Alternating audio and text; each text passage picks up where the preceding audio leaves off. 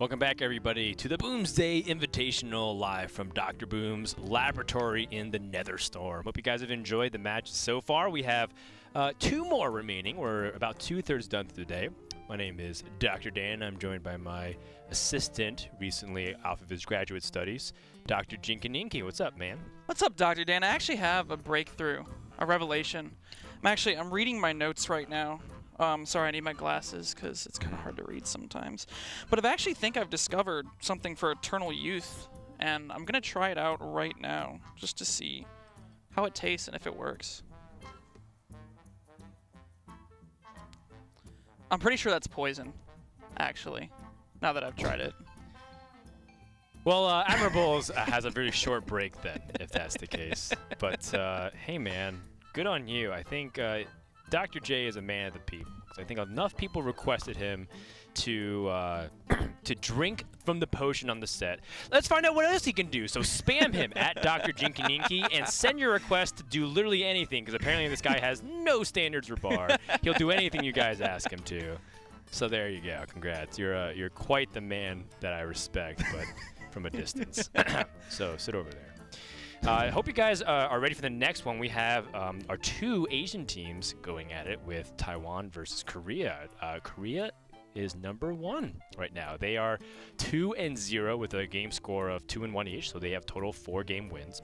And the second column game will only matter if that's a tiebreaker. So in the event that, say, Europe wins and then Korea loses and somehow end up with the same score, then, with different game score, then one team will be the winner. But in the event that both are tied, I think we'll take the head-to-head as that tiebreaker.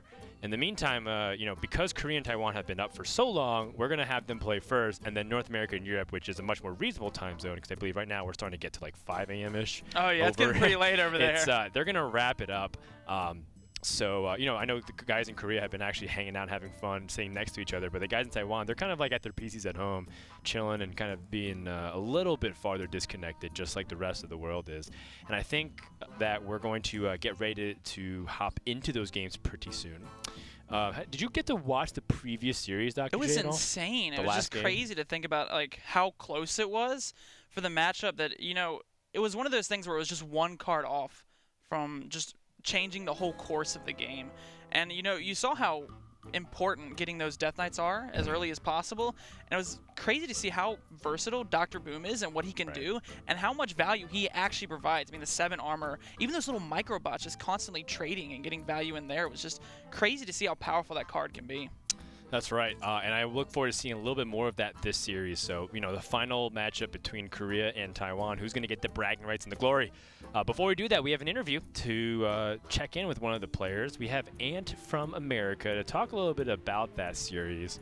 So, Ant, the Warrior deck finally got a win, but was it the way you imagined it? Have you played a game like that ever? From time to time I play games like that.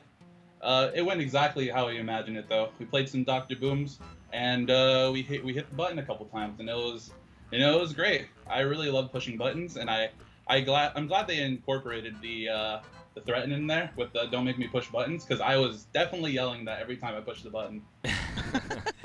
Yeah, that game was just pretty hectic. What do you think went wrong in the first 2 games? Is it just bad matchups because you end up hitting like a lot of these decks that have inevitable win conditions? Well, like our decks were really good against the Rogue, except for Control Warrior, and then we're just like, trying to figure out what we queue, and Trump just goes, "Let's queue Warrior first." They never queue Rogue, and later we find out they queued Rogue, and yeah, we're like, okay, so they can get up to 25-25. So if we deadmans all these things, maybe we could get there. But that was very optimistic. I don't know. So we kind of just died. What about the Quest Warlock? Is that the first time you've ever lost to a Quest Warlock, Ant? Oh yeah, absolutely. Dude, we were gonna win that game too, but he went Azalina to Dead Man's Hand. Yeah. There was no way. We were like, oh, we got this. This seemed like a bad matchup, but I was keeping the morale up. Like, oh no, we can deal with these 3/2s, slamless Lich King, and then the turn before the Lich King is like Azalina. All right, so now they have our good cards, and it was a little rough. Yeah, well, if you can't win, you can't necessarily win the war. You can at least take people down with you, right? Because you have Europe as the final boss for you guys. So, you guys are going to get ready for that. Is that what it's really been about? It's not really about winning the whole thing. You're just making sure you're proving you're better than EU, right? Is that what's going on, Ant? Yeah, absolutely. I mean, free you, am I right? Yeah, we want to be EU. Right. All right. Well, thanks, Ant, for joining us, man. I know you're kind of in between games. Send our regards to Ali and Chubb and keep up the morale, man. We're relying on you. I will. All right. So that was Ant. And of course, as much as we love to talk to the Korean and Taiwanese teams, I think having a translator and trying to speak English to them can be a little bit tricky. So in the interest of time, we do have players that we do check in with, and we do want to thank all the players for spending their valuable time. They could be streaming, collecting the big monies and the followers and the fans, but they're just choosing to be here to play some games, represent their country, have some bragging rights, and also show you guys all the fun things about the Boomsday Project. If you guys haven't had a chance to log in and get your free packs, make sure you do that because you do get a free legendary as well with it. And the reason why we keep repeating is because some people really legitimately don't know. They check in every now and then. They say, "Oh, I haven't watched Hearthstone in a while. Why is people watching a big tournament that's going on with tens of thousands of viewers going on?" And then they'll say like, "Oh, okay, cool. The expansion's out. Maybe I'll check back in." Yeah, it's great to kind of see that spirit of having fun. Sometimes we get too much into the competition. We get a little bit too serious, kind of. Right. We get into that vibe where like, oh, we get frustrated at some things. But it's great to just see the new cards and just their limelight and how much fun they can be had. Yeah, absolutely. I mean, look at how much fun Korea is having. They're having a lot of fun. Winning. When it's like best of 3 and you only have to like get that the star line, but not necessarily through the 7 health minions, but having the star lines with like discard warlock and the quest warlock. I mean, that's just something that I think has such a good payoff. You're doing it with friends that you're staying next to, you're hanging out. That's kind of what Hearthstone's about, if you will. And one of the funniest things too is when you go to an event in Hearthstone, you meet some of these players. They love doing the same thing. I think some of my favorite times ever in tournaments is when I sit next to like Purple and Soleil and Firebat, and we're all thinking about some really, in concept, very weak bad deck ideas, and we just try to make it work, and we're all like contributing, we're all piling, we're all debating it, but more importantly, we kind of share in the victories and defeats together, which makes it really funny. So, I know a lot of people, of course, Hearthstone is kind of like the convenience factor whenever you can play on the go, on the train, on the car, etc. But playing it with someone is also another depth of experience that I think is really worthwhile. I think a lot of people, they kind of sometimes just kind of neglect that experience because Hearthstone is one of those games that's so, like you were mentioning, it's so accessible. You can play it really anywhere. But, some of the best times I've actually had is just going to my local fireside gathering and just kind of making up some wacky rules, some crazy stuff, and just having some pure fun. Is your fireside the cave over? It actually is. It's one of my firesides. I have 2 of them. One of them is called the Forge, and the other one is called the Cave. Mm-hmm. The Cave is one of the areas where they do the playoff locations, so it's a little bit more on the competitive side. Mm-hmm. But the one really close to my local area, because the Cave is about like 2 hours, an hour and a half from where I live. That's pretty far. But the Forge is only like 10 minutes from where I live, and it's just I've had so much fun just going there, hanging out with some guys, and just queuing up some really bad Hearthstone decks, but. And in that moment, you really don't care. It's just a fun deck. Yeah. So it's not always necessarily about what's a top 10 viable legend deck. Sometimes, you just want to hang around and make some really weird janky decks, which I think Korea got the memo, but maybe Europe has not. I mean, there are rules. There are rules. The format of this tournament, as we're still setting up with the players, and we'll get started in just a sec here with Taiwan versus Korea. The format of the event is that each team brings 4 different classes, and within each of those decks that they bring, they have to have at least 8 Boomsday Project cards. They can have more, and some teams maybe have opted for more than that. But, you have to have that minimum. And then, of course, you play best of 3 conquest, but we're guaranteed the 3rd game because we want to show off all the decks that they have. And then whoever has the best score will be declared the winner or winners. Yeah, it's crazy to think about, when you're building these decks, it's not only just the fact that the new cards you have to put in, because obviously it's a lot of fun when we get new cards, but it's also those older cards that we typically didn't see in the past. Like, for instance, Lakari Sacrifice. I mean, you really never saw that card at all until just Korea brought it out, and they said, you know what, we're going to make this card work, and then all they did was Solarium for 3 discards just to get the quest done. What's funny is that they Solarium, and then they also discarded their Death Knight, which is a really important piece because you spend so much of your life tapping and trying to get these cards and dumping your hand, that you need something to make up that resource difference that the portal can't just give you immediately. The portal will get you there eventually over the course of many turns, but you need something to help you rebound very fast. So they lost that. They discard Solarium like some of their other really powerful discard synergies. You want to discard things like, Spirit Bomb and like some of these other things you don't care about. But and so a lot of things didn't necessarily go correctly with the actual discards themselves, but they were able to recover it. And it's funny too is that a lot of times in these kinds of events, when we make fun of a deck, is because we're not necessarily expecting it, but then very soon, maybe this is the beginning of the Quest Warlock. Like, it could be the joke now, but maybe in the next tournament we see someone bring Quest Warlock and it ends up becoming like a top 8 performance at ECT. A prime example of that is actually, I believe it was DreamHack Montreal last year, when it was, I believe the player was called Walla Loompa, brought a deck called Prince Keleseth Rogue. Yes. And everyone looked at it and just said, this is a joke. How is this winning? And he was like 6-0 in the tournament, and everyone kept coming to me and they said, well, I just lost to Walla Loompa with Prince Keleseth Rogue. He just went Prince, Shadowstep Prince, and that became one of the most meta-defining decks. Right. Tempo Rogue was a big force in the World Championships, and of course, because of things like Quarter Creeper back then, it was insane with some of the swings you can have on board. Now let's go back to the focus of this series as we finally have Korea and Taiwan, the last hurrah for all of the players involved. Da Hyun-Hee is going to start things off, and it seems like that's kind of the pattern. It goes Da Hyun-Hee for Gerwins, and then Rini Hour for Korea. And then Taiwan's going to have Tom play the Warlock this time, and they've got that Mech-Cthulhu Warlock. They have the Galvanizer in hand. They just need to assemble the pieces, and if they can stall long enough, they can finally assemble the win condition that many people are saying is an underrated archetype right now. People are winning pretty consistently with Mech-Cthulhu. Yeah, Mech-Cthulhu is just a wide variety. This variety of Mech-Cthulhu aims to get double Galvanizer. You play both the Galvanizers, decreasing the Mech-Cthulhu to 8 mana. After it's 8 mana, you can then Blood Bloom and Cataclysm at the same turn. So it discards your whole hand for you. And ideally, you need to do this when your deck is out of cards. And with Warlock, of course, since you're life tapping so often, you kind of get there at a pretty rapid state. But that's one of the things that this deck kind of can, fumble on sometimes, is if you can't necessarily get through your whole deck, but you have the combo assembled, it's not as easy as Malagos Druid, right?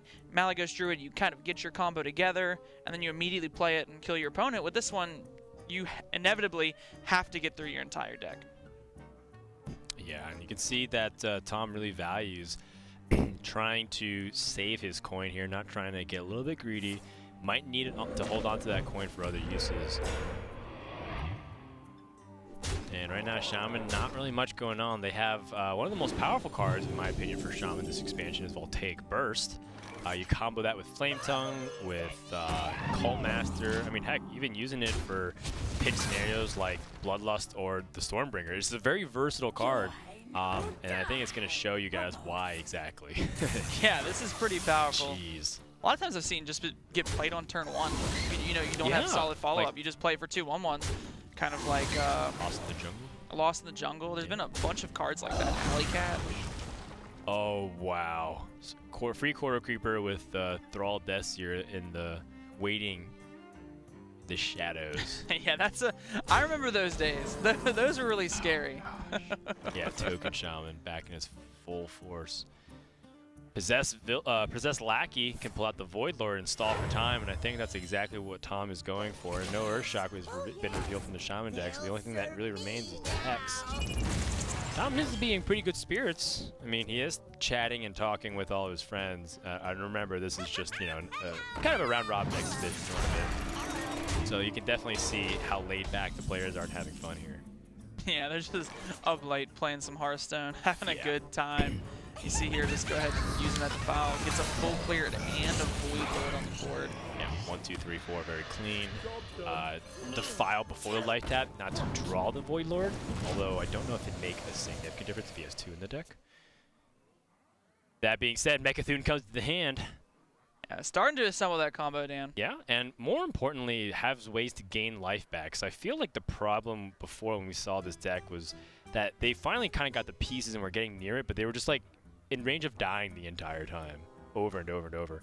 And they barely managed to stabilize with Void Lord against the Odd Paladin, for example, and one simply from minion pressure. But I kind of want to see a Mech-Cthulhu victory. I definitely think everyone deserves a Mecha'thun victory eventually.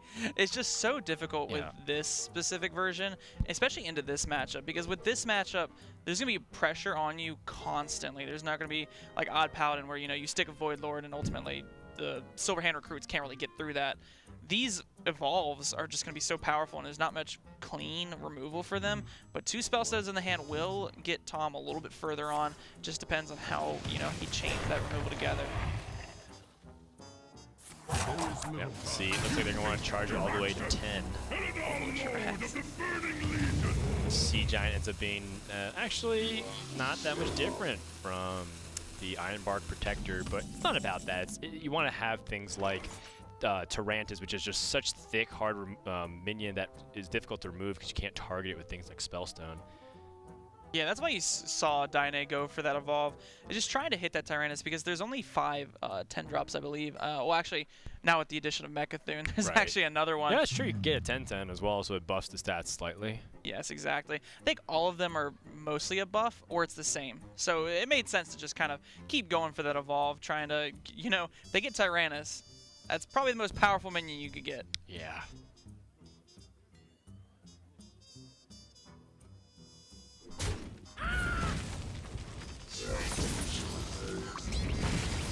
Yeah, opted to use the Defile just to, you know, kind of make sure this Void Lord... the Void Lord right now kind of has to carry Tom as far as it can. So he's trying to get as much utilization out of this Void Lord as possible, making sure, you know, it may only be a 3/3, but eventually if it, you know, it can kill off at least like 3 or 4 cards, well then it's done its job and more. Yeah, and what's also going to be important moving forward as well is hand space. So, you know, I think for Tom, as much as he's protecting the Void Lord, he also needs to have the ability to life tap for the next couple turns. Oh no, the Vendor's nice. You can pick up another Void Lord. Giggling Inventor can stall as well. Oh, I definitely like the Giggling Inventor. Any chance you get to play Giggling Inventor seems like a good turn to me. Yeah, if it's directly correlated to your win condition as well, as much as it is for Mecha'thun. Hagatha, really powerful pickup too, because you can pretty much clear off most. Actually, you can clear off the entire board this turn. Oh, but you can trade, get the 3 1/1s, and then upgrade them all to legendary minions. Yes, I love that. You can even play the Sparks and the 1-drop and get a full board of legendary minions. Yes, that sounds great. I hope we get to see. Oh, I think that's what they're playing. That is 100% the play. Not even close. It's so good. Hero cards will have to wait. Oh, he's waiting with the Flame Elemental. He's holding it for the Calamos. Prophet Valen and Malygos. That's so much damage. If he had a single lightning bolt, that would have done 16 damage.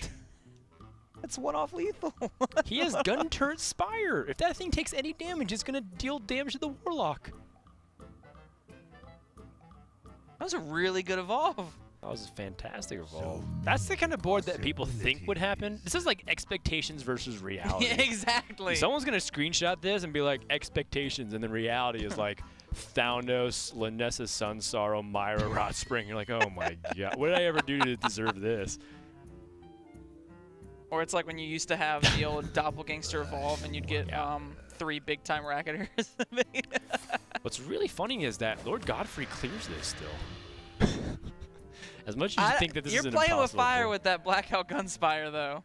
Oh, yeah, it's true. You're playing with a lot of fire if you want to try and clear this board. Oh, I mean, you may have to go for something like that.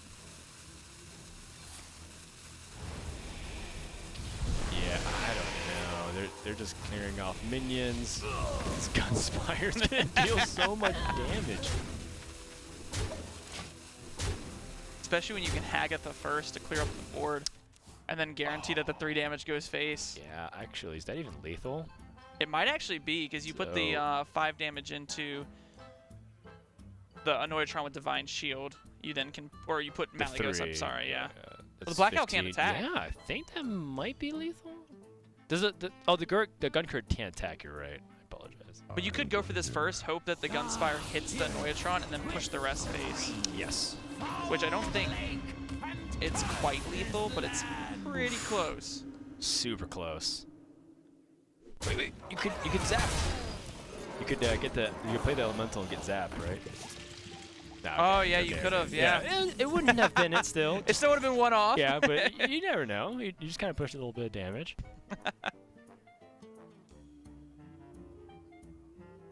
Oh, that Stormbringer was so powerful. I'm immediately going to my collection and building this shaman.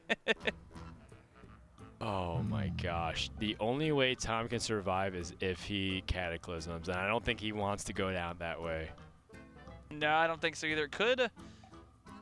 Well, if you Hellfire, you die, because the Blackout Gunspire will kill you. Unity. Precision.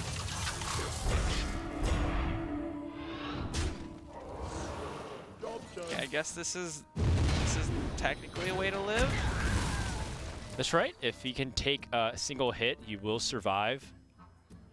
And there's no way to guarantee that it'll kill? Yeah, not yet. I mean, you'd have to play the minions, try and find some kind of either removal or just some way. Oh, and there it is right there. That's just lethal. Wow. And the sticky legendary minions get the job done off the back of Malagos and Gunspire Turret. Korea, one game away from guaranteeing a spot as the winner. I'm so used to saying a spot in the World Championship. I'm so used to saying something like that. I'm like, all right. One game away from claiming ultimate victory over all the regions. At least for one day. One game away yeah. from the bragging ultimate Because then they'd be 3-0, guaranteed. Yeah. Then it doesn't matter what Europe does. But Taiwan can all play the spoiler if they win 2 more. And then if Europe wins, I think 3-0, then I believe that they have a chance there. I have to actually look at the standings before I can declare something as a victor. But man, that Shaman continues to impress. I think the other things might be more pretenders and legit, but because I'm not sure if the Pogo Hopper Rogue is actually as good as it looks, just because it happens to line up against control decks, which is exactly what it's trying to beat, versus a more wide field of aggressive decks that can punish it. But the Shaman deck, I've seen it go up against all kinds of archetypes, and it's held its own. It's got a lot of versatile tools, so it has like the area of effect spells just to try and minimize, its damage against aggro, but it's also got those very powerful turns with the Evolve synergy with the Unstable Evolution or the Stormbringer, that where you just have those huge swing turns that typically, most decks don't have. You just have this huge swing turn, puts you right back in the game, and that's something that Shaman does so well, and that's why I'm so excited to see this potential mid-range Shaman make a resurgence in the meta, because we haven't seen anything like it in a while. Typically, it's only been the, even Shaman, which I guess you can consider slightly mid-range, but I was thinking more of like a tempo Shaman. Exactly, more reminiscent of the evolved Shamans of the past.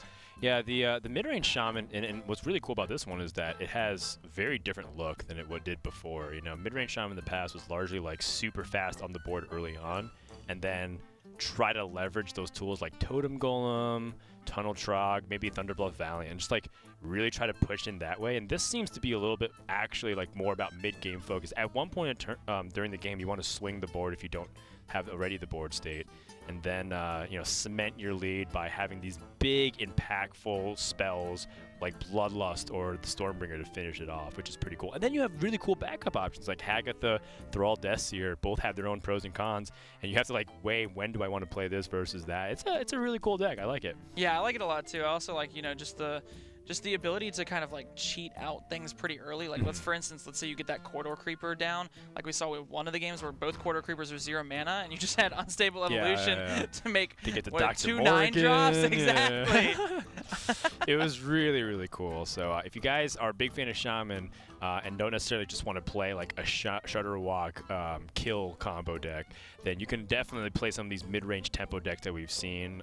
Some of the decks out there do play Shudderwock, but they play more of like a Battle Cry shell to try and more like a tempo version. Yeah, tempo version, and then you have like a mid-range version which can play aggressive or defensive depending on what the game is.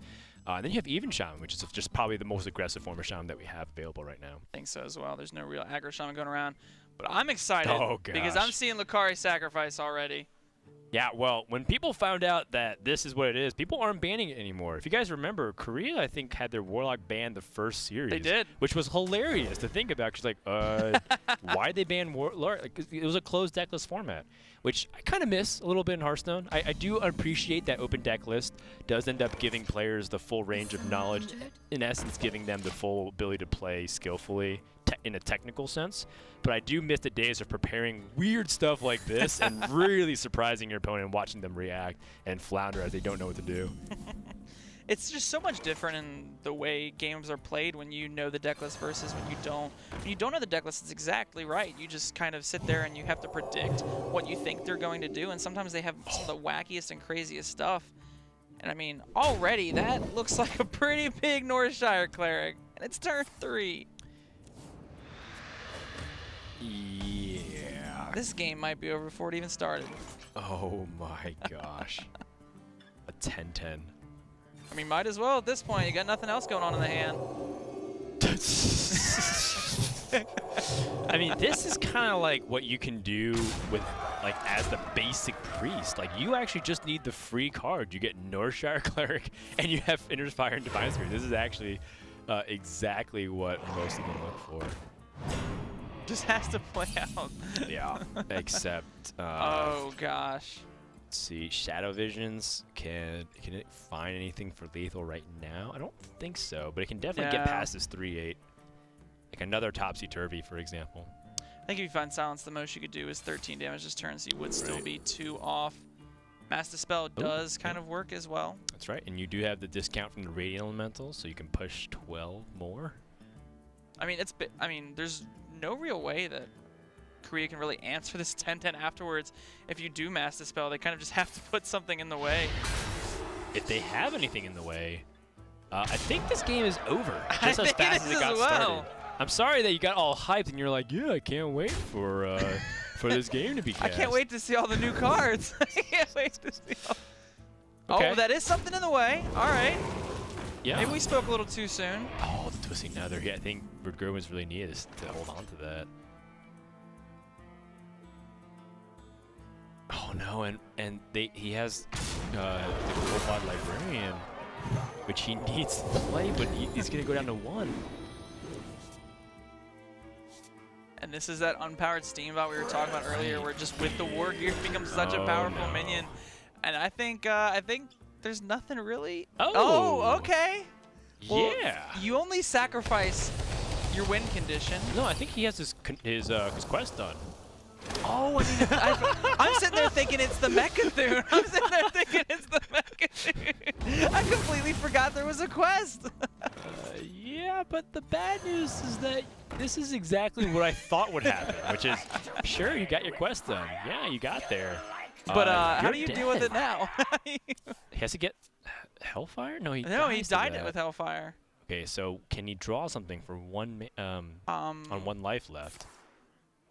Trying to think. Oh, there he drew it.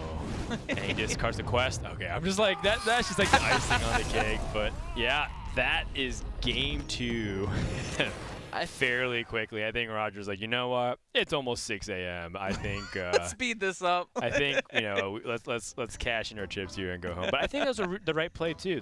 When they know it's discard Warlock, that's another downside of like relying on the element of surprise. It works really well that first game. You heard it from Anim's out. They're like, yeah, I wasn't even considering Azalina Soul Thief, and when they did that, we just got wrecked.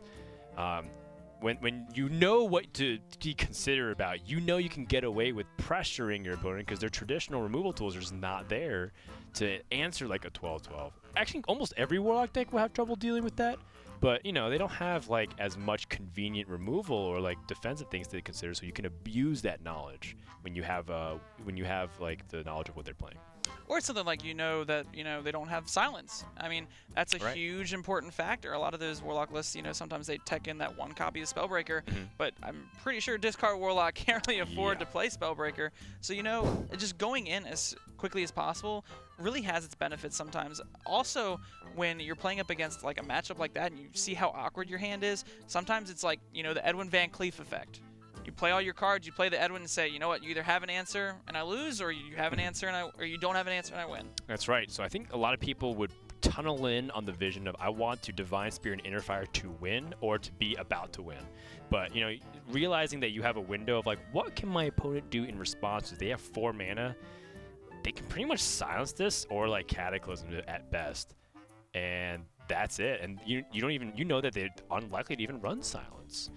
So their way to counter it is to soft target through like a taunt minion, and that's not even good enough. No, it really wasn't. Close. We saw how that worked out for yeah, them. It was twice not... over. They got fortunate to draw the other Lucari Felhound. That didn't even do anything. Yeah, it just wasn't enough in the end. I mean, that was a pretty big cleric on turn 3. Yeah, it's pretty brutal. So I wonder if they're going to try again, but I think if I'm Korea, I might turn to my last deck. And I don't think I got a good look at the bans remaining, but if I'm Korea, I probably feel like the Discard Warlock went 1-1, so 50% win rate. Very reasonable. Like you said, Very cash in the reasonable. chips while you can. Yeah, yeah. Just like, okay, you know what? We tried. You know, if we didn't go 2-0, but that's okay. It got the job done. You only have to win one more game, and this event, this tournament is yours, and you get to, you know, take home a very cool title as the first tournament champions in the Boomsday Project official release, you know. So I think, you know, Korea could take that one pride, because I know Korea has, you know, a lot of national pride of just being very good at video games. So I think this would be a very meaningful victory for them. Yeah, and their scene has just been getting so much more, so much more credibility, especially with the success that Surrender had in the most recent HCT playoff series. It's just really important, you know. I mean, even if this isn't like, you know, the World Championship, it's still just something really nice to get. What are you talking about, Dr. J? The winners of this will just be the undisputed best country at Hearthstone. Is that how this works? Yes, because Europe is the best country right now, but you look at Korea and Taiwan and USA, they all want to be the best as well. Well, right now, Europe, what is it? Are they in last? No, they're second right now. Oh, okay. Yeah. Sorry, I heard free you earlier. It feels like that, you know. Definitely. It feels free sometimes. They certainly complain as if they're in last place all the time. But that's just Hearthstone. Of course, nothing but love to the EU fans. You know, all jokes aside, going to Amsterdam this past year, just seeing the passion of the Hearthstone fans in Amsterdam and all of Europe it was great. fantastic. It was you were there as insane. well, cheering. It was really great. And I love going out to Europe, and I really hope we get another really big event in Europe, because they really showed up big time. And they're really smart too. Like, they know when to cheer and when to clap. You know, most fans sometimes they just get rowdy for the wrong reason. They're like, ah, he drew a card, you know. But they like understand like what the hype moments are. It was really such a blessing to be able to cast there. It was great to see. I will say though, I was one of the obnoxious Americans holding the American flag. Yes, when you Frozen were. went up there. So, you bloody. So I'm sure I won't be allowed back next time the Worlds is held there. Yeah, I'm pretty sure the security patrol gate that does customs will be like, all right, we're denying you entry. They just have me on the side, like a little poster. Yeah. Nightmare Amalgam, a card that's just in this warrior, and I thought the Nightmare Amalgam would actually have a slightly bigger impact, given that we weren't sure about the core mech minions. This was before we saw all the cards, right? Because we saw the first few mech cards with magnetics, so I was like, okay, I thought Nightmare Amalgam would have a bigger impact, and I still kind of do, because it's fairly reliable minion and hard to remove early on. And it's just a good target for magnetic, and it's never like bad to play, because a lot of those magnetic combos, you sometimes want to combo with other things a lot of the time. Yeah, overall it's just like a solid minion. It's solid statted. It curves out pretty well with just some of the mechs. Like if you have coin, obviously you can go coin into the war gear, which is pretty impressive. I just want to say though, Dan, I think we're in for a doozy. This is yeah, I just noticed the take up on both sides. So when in the old days of you know, like just a car warrior, where you played just a car on 6, whoever went first had the advantage to be able to gain the most armor if they were able to play just car early. But now you're in a scenario where both of you are guaranteed early on. So what are some ways to gain the advantage? Is the person going first? Is the person that plays the minions first? Is the person that plays the slowest? What do you think? A lot of times it comes into the deck building decisions. So for instance, you're looking at this Omega Assembly, and a lot of times if, you know, one player is running that Omega Assembly, let's say the other one's not, well, that's just extra value that the other team does not have. So a lot of times it comes straight down to the deck building phase. I mean, obviously you can play out the matchup in certain ways. You want to try and fit that hero power in as much as possible. But if someone has a much greedier list than the other, that's where a lot of times where, you know, they just shine. I mean, they went to the deck building phase. They said, you know what, we already feel favored enough against aggro. We can take a couple percentage points there. Let's go ahead and make it greedier for the mirror. I'm not quite sure whose list is greedier for the mirror yet. So we've only seen a couple of cards in the list, but I think that's going to be a big factor in this one. Yeah, definitely agree there. It ends up coming down to, like, maybe you have one minion that can stick to the board and hit, and your opponent doesn't. They just hit the tank up, and they lose effectively their hero power advantage. But it is a fairly passive game. Both players, or both teams rather, having their Baku. I wonder how Dr. Boom comes to the mix though, because you ditch your tank up Tank Up is there just to survive to Dr. Boom. And then, you know, what can you really capitalize with your hero power? Seems like they'll have a better Tank Up. Well. I know. I'm actually curious about that as well. Sometimes, you know, you get that gain 7 armor, which is, you know, a little bit better. But then sometimes, let's say you keep whiffing on it, and your opponent just constantly gaining armor. Was it even worth playing Dr. Boom in the long run? I think it probably will be, because not only do you have the gain 7 armor option, which is, I think, better, you also have the discover a mech. And if you're constantly just discovering a mech, then you're effectively getting rid of your opponent's armor, or you're summoning 3 1/1s, which gets rid of your opponent's armor, or you deal 3 damage. The effects ultimately cancel each other out in the long run. It's true. I think what Dr. Boom Mad Genius does in this matchup is kind of accelerate the pace of the game. Think about how Malfurion versus Malfurion Druid mirrors go, where it's like neither of you can kill each other because of spreading plague, and like both of you don't really have the way to have your win conditions end the game because you have too much armor. So how do you actually win from that position? Well, a lot of times one player takes an aggressive posture and force the matchup to speed up because they think that they have the tools to out-resource their opponent. In this case, Dr. Boom Mad Genius can do that. He can play aggressively, force a lot of removal, and then leverage a hero power to discover mech or to push just a little bit extra damage every single turn. And if that's the case, if that's the instance, the War of Attrition does end up favoring Dr. Boom Mad Genius. And look at this, like a high-value play, being able to Gluttonous Ooze the Warhowl. That's a step in the right direction. That probably feels so good. I've never done that, Dan. Have you ever Gluttonous Ooze the Warhowl? I don't think so, because I haven't played against many like odd warriors in general. Yeah, you don't really see it too often. Yeah, like the most common warrior that I played against prior to this was Quest Warrior. They just never ran Gorehowl, so I haven't played against like odd warriors and Gorehowls in quite some time. I have seen it on ladder though, but they never played Gorehowl because I was playing a fast deck. You killed them before they ever got the chance to play. Before they had a chance to do it. I had the Keliseth ready to go.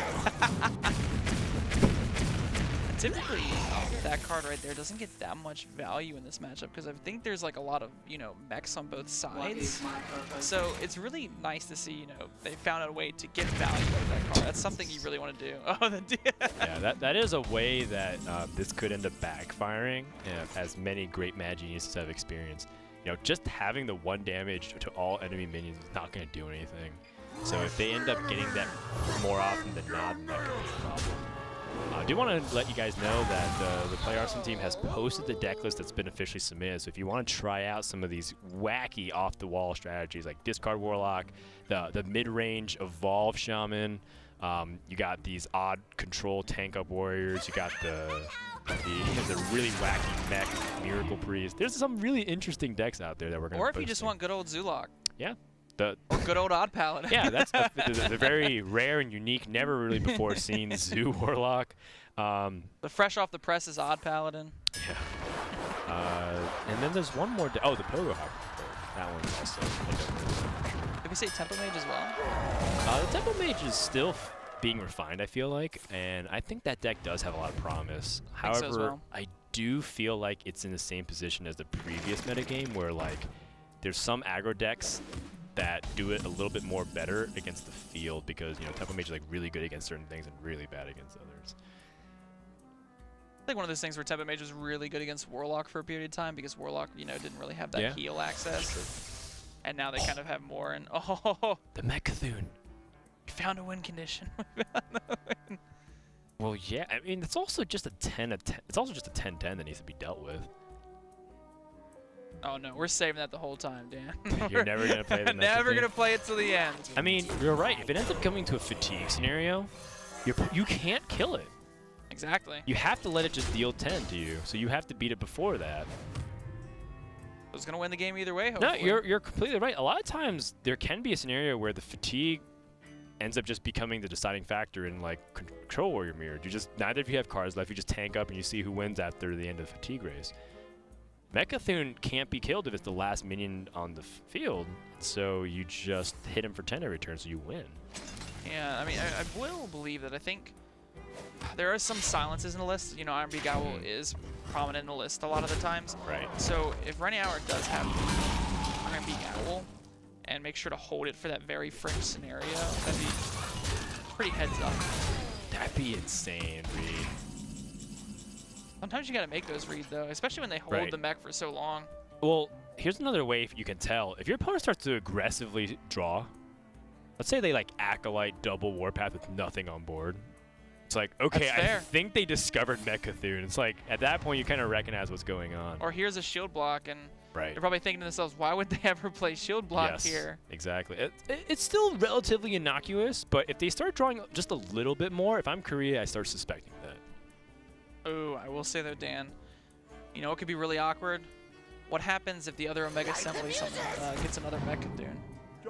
First one doesn't work. I know you get to play the second one later. The first one doesn't work. And I want to see it work. I want to see it work. So the optimal play is to, well, you just play the first one because it's a 10 block. Well, yeah, but then it'd be funny if you just saved this entire thing. Yeah. I mean, Dr. Boom Magines can also discover Mecha'thun. I didn't even think about that. Right, it's a mech itself. So, you know, we're on the Discover Mech option. Let's find out what's behind the box. See, Brainy Hour knows what's going on. He's not playing his shield blocks. You know, I didn't even think about that. It's just another way to win this matchup is you discover Mecha'thun. Right. You try and discover it before the fatigue timer ticks. I actually think that when you discover, it is like the best option. They do have the Iron Beak Owl. Oh, Mechanical Whelp. This is a card that Admiral was talking about. He thinks this card is severely underrated. Was that you? They told me about Mechanical Whelp. It might have been me because I remember mentioning that I think it's very powerful in certain decks. For instance, there's a deck running around. It is a Death Rattle Rogue variant. Right. And with the Death Rattle Rogue variant, you play this card, and then sometimes you get I'm going to mispronounce this. Necrium Vial? Yeah. You get Necrium Vial and you cast it onto the Mechanical Whelp, and then you just get 2 free 7/7s, which a lot of times can just be insane and absurd. Right. Wins you the game. Exactly. So that's why I think this card has a lot of potential. I will say, though, however, if Priest ever gets popular and Cabal becomes back in the meta, I think that's one of the best Cabal targets I've ever seen. Just play Control Priest, answer all the the aggro with Dustbreaker, and answer all the Death Rattle stuff with Cabal Shadow Priest, Twilight Acolyte. It's going to be nasty. Yeah, so how dead is Reckless Flurry in this matchup, by the way? I'm looking at it right now, and it appears to be pretty dead. You really can't afford to cast that. I mean, it's only really there for aggressive matchups. I mean, that's about it. I was going to say, typically, that Beryllium is very hard to answer, because it does have that tag of the cannot be targeted by really anything. Right. But since Dr. Boom is online, and all the mechs have rush, it just made it look like it was simple work. Just not much that you can really do. I wonder if you can even get really cute and do some Death Rattle packages in here, because you have minions that have rush, they can kill themselves. I don't know. It's certainly curious to think about. Yeah. No.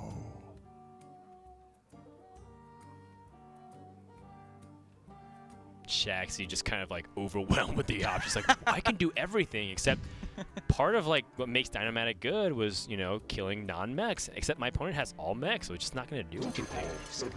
Not to mention that his minions not having rush inherently forced him to make a big play with the Ziliax. And sure, he kills this, but this was a free minion that was generated by Dynamatic. This is exactly what we're talking about. Yeah, and if those minions keep coming up, or Korea constantly gets access to that discover a mech hero power, then it could be just devastating. This goes back to what we were mentioning earlier. Right. A lot of times those hero powers are just going to overwhelm the deal 4 damage or the tank up hero power. There's not really much that you can do about it. Yeah, but Riniauer has utilized that Iron Beak Owl, so he hasn't picked up on the slight clues of drawing a little bit aggressively. You might be thinking he's just trying to draw to Dr. Boom. Right, but I mean, Shax did a good job too, because he had the option to shield block and just like really give it away, like using both shield blocks in a matchup where you just don't want to. So he's trying to be a little bit coy, like not give it away, but still push the issue just a little bit. And unless they're running 2 copies of Iron Beak Owl, those are both gone right now. Hey, gets value. It's such a cool card. I like the Dynamo. Yeah, I was telling Admirable that it's like everything you wished Mad Bomber was prior to this expansion. Just like, oh, it just feels so good. Just like to be able to land it, like arcane missiles. Every time Cinderstorm just did not kill anything and just like left the perfect 1 health minion on board. You're like, yes. Every time you witness the Cinderstorm. Oh, actually going for the Reckless Flurry. Getting rid of 28 armor. The plan has been revealed. 28 armor just Now, left, yeah. Dan. So now when he's drawing aggressively with Talent Crier, removing his armor, I think the plan has just been exposed. I'm going to Mech Cthulhu you. And now it's up to Rini Hour to discover a way to fight against it. Is there any mechs that actually give your opponent cards, like in their hand? Like, is there any way to kind of try and do that? Not that I can think of off the top of my head. Is there any mechs that give you? I don't think so. There's stuff that shuffles, isn't there? Isn't there a card that like shuffles a bomb to your opponent's deck? But I think it draws automatically, so it's irrelevant. I'm not sure if that's a mech. Yeah, you're right. It's not a mech either. It's like I think it's a 6-mana 5/5. Yeah. Out of my jungle. I don't think so. Not that I can think of off the top of my head. Yeah, there are a handful of cards that you can use to mess with Mech Cthulhu that I've been thinking about, like Tango for Mystic, King Mukla, but like all of them, of course, are just, you know, not actually real. Exactly. Very fringe and probably not in these deck lists. But I've been thinking about them just to, you know, as conversation pieces. And it looks like, actually, Taiwan doesn't have that many cards left in the deck. Yeah, looks like less they're than actually 5. running out. Yeah. There's the Dr. Boom. Sure. I think all you have to do is really survive. Wow. You gotta play all your cards anyways. And because of the conservative play and also the very liberal use of Iron Beak Owl, Korea may have thrown away their chance to react and respond to the Mech Cthulhu. Now, we're still calling a little bit early. I still wonder if there's any way to win that we're not thinking about. Is there a way to stop the Mech Cthulhu from happening? Is there a way to steal it? Is there a way to silence it? What's actually crazy, because I don't think Korea's onto the plan at all, because one of the ways you could actually, you know, try and play around it is by putting pressure on the board. They need to extend onto the board here. But another scenario could come up where, let's say, they don't put any more pressure on the board, they just answer threats, right? And the last 2 cards in the deck are Mechathune and Brawl. But they only play 1 minion ever, that way Brawl never gets casted. That way they can answer a Mechathune. Right. Oh, yes. That's very, like, crazy thinking, but that might be, like, the only answer. So it's in Taiwan's best interest to eventually cast Brawl on their own minions. They would have to, especially if Yeah. Korea is on the game plan and just plays 1 minion a turn and just doesn't do anything else. Or just maybe no minions a turn. Exactly, And or just like- no minions and at then all. wait Doesn't for you even to give them play the option. Mechathune. You have to play Mechathune at that point. You're right, there are some dead cards. Or execute. You have to execute your opponent's minion, but it's an odd warrior, so it's not the case. But in the event where like In they the pick event up, there was, yes. yeah, like if they play a regular control warrior and they have Dr. Boom Mad Genius, you can try to hedge around that. It's actually funny because the Unity. they're actually playing Precision. EMP Operative. Did you see that? That's the, it's the 5-mana 3/3 To kill- destroy him back.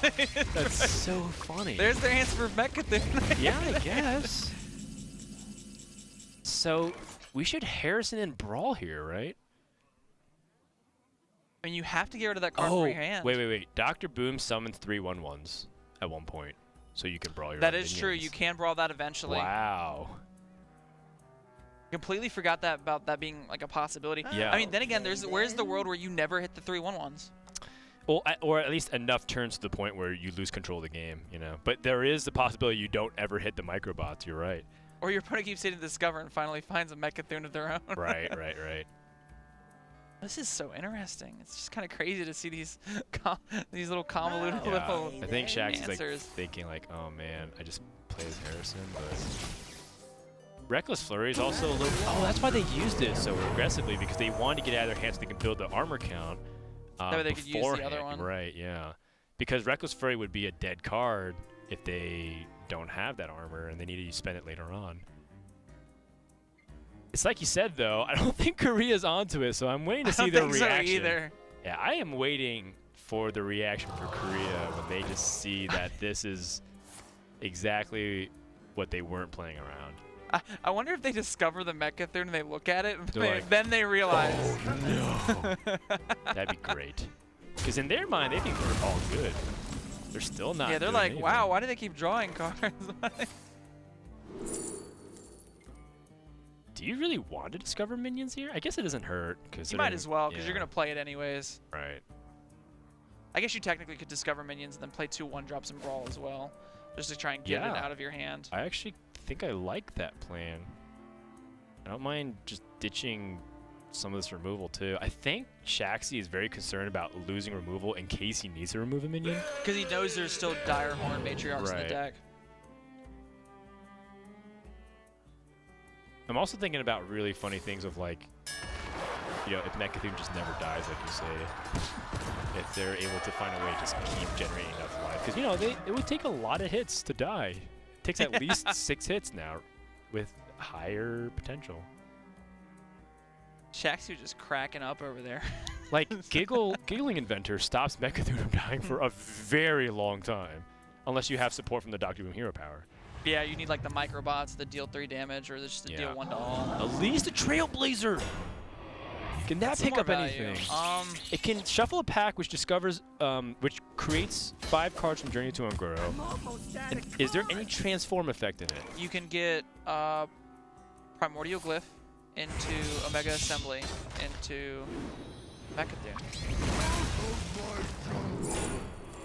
You could get Primordial Glyph into Journey to Unguru, or you can get Journey to Unguru and then you can get the Demon card. Yes. Can you? Does that work that way? Because I think it's no. It's only class cards. I'm sure there's some gotta be way to get to it. It's just probably some crazy. I'm thinking so hard because right now this is all just a formality. Like all of this is just basically posture. Like, there's no actual real impact that's being made by any of these players right now. And that's it out of cards. Can even cast his whole hand this turn. Do weapons count towards Mecha'thun? I haven't seen a Mecha'thun weapon interaction yet. I don't think so. No, the weapon will be played, and Mecha'thun only says minions on the board, your hand, and deck. But yeah, it could actually cast everything. Even gain the 2 armor because of the rush. Yeah. Shield Slam. Shield Slam Gorehowl. That's all the cards. Riniao realizes now. He's like, why are you Shield Slam? He has to discover Mecha'thun. And Shaxi's like laughing. He's like, yes. Oh, this is great. He found a way to win. He's like, 1 card remaining. Riniao might still be thinking, why has he not conceded? Look at Shaxi popping off right now. First of all, your job's not done. You still have to have Mecha'thun die, and your opponent might be able to figure out something. Okay, here's that something. You Shield Slam your own Giggling Inventor with the EMP Operative. You leave up that 1/2 forever. And then you just take... Oh, right, because then they can't play Mecha'thun. So you would have to leave up that 1/2. So to do that, you Shield Slam your own minion. That way he cannot trade off. And then he should have Shield Slammed his own minion. Oh, he can deal damage to his own minion. You have to wait for the hero power to deal damage to his own minion. There's a laser that you can deal 3 with Dr. Boom. That too. So I'm sure there's a bunch of ways to do that, but this is Okay, so I think they plan on killing their own minions with this? No, they're doing the Hail Mary with at least a Trailblazer. They're trying to hope for the pack opening and or just trying to put enough pressure to end the game through like fatigue. Damage. Yeah. You're right. Fatigue damage can also matter. The Eye of Cthulhu, Mecha'thun. With the rush. Has rush. It has so much damage. You don't actually want to kill any minions on board. This is insane. But the question is, does 10 damage outdeal how much fatigue they're going to be taking? The pack! Shield Slam your own minion! Open the pack! Oh, What's in the pack? Insane. What's in the pack? Shaxi wants this to happen so bad. This is the last game for both these teams. After this, they can finally go to bed. But I think the adrenaline rush might prevent that from happening for a while. Is there any way you can steal the Mecha'thun? Is there any Unguru cards that we're not thinking of? You can Cornered Sentry. And then Mind Control Tech, they don't have MC Tech. Or do they? We're going to find out. Pack! What's in the pack? 3 cards. They didn't Shield Slam their own minion. Glacial Shard prevents them from attacking for a turn. What? They might be able to push enough damage to end the game. Well, there's a laser for 3 damage, so Mecha'thun can get lower. They take 2 fatigue. They take 3 fatigue on the follow. Right. So 3 on the following turn plus the 10 on the board puts them at 13 damage. So they have 6 life. The Gorehowl does it just end it? Gorehowl plus the Death Coil. They did it. They somehow beat Mecha'thun. How did this happen? Korea is going to win 2-1 and take the Boomsday Invitational in first place. that Glacial Shard. The Glacial Shard. The Glacial Shard off the pack from Look Unguru. at Regrewins is just applauding. He's like, dude, good job. They just look so stressed after that. You know, that was quite the roller coaster. I really thought for a long time that Taiwan had that. I really did too. I was trying to figure out, what could Korea do, and I was saying the only way is pressure. But then there's you were right, man, from the crazy get-go. answers. You're like, how do you answer Mechathune traditionally? Just pressure them. And part of the downside was that reckless flurry. Yes. They lost all their armor, and they needed to. 28 armor. They lost 28 armor plus whatever they did for the second time. I didn't pay attention. It was like 19 or something like that. Yeah, something pretty high. They lost like 45 life willingly in order to play this Mechathune. And I mean, they had to. did they, though? They could play Mechathune and then Reckless Flurry as their final card. But then you risk your opponent answering the Mechathune, you're right. Dude, man, there's just I'm thinking That was about it, man. crazy. It was a crazy game back and forth. It was really fun. Make sure if you guys want to get on this Boomsday Project action, log in to get your free legendary minions. We're just having this invitational as an opportunity for the fans to experience Boomsday expansion and all of its guts and glory, and a couple of bragging rights for the regional countries. So I hope you guys have enjoyed so far. We have one final match, and of course, what else than NA versus EU? When we return, Team America takes on Team Europe. Don't go anywhere. The Boomsday Invitational concludes right after this.